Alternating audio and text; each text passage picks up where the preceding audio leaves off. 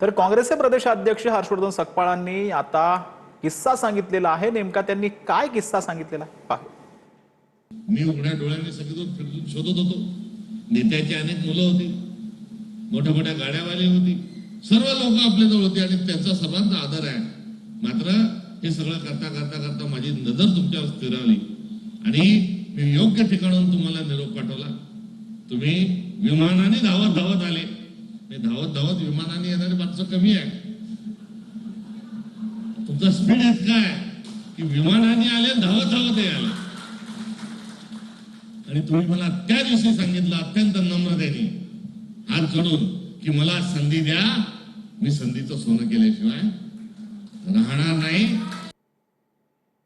तर बातमी आहे सांगली जिल्ह्यातून। सांगली, मिरज आणि कुपवाड शहर महानगरपालिकेच्या स्वीकृत नगरसेवकांच्या निवडी आता वादात सापडण्याची शक्यता आहे। स्वीकृत नगरसेवक निवडीवर आक्षेप घेत निवडी बेकायदेशीर असल्याचा आरोप सामाजिक कार्यकर्त्यांनी केला। या निवडी विरोधात उच्च न्यायालयाच्या कोल्हापूर खंडपीठामध्ये याचिका दाखल करण्यात येणार आहे। त्यामुळे सांगली महापालिकेत भाजप, काँग्रेस, राष्ट्रवादी, अजित पवार पक्षाकडून करण्यात आलेल्या निवडी आता वादात सापडण्याची शक्यता आहे।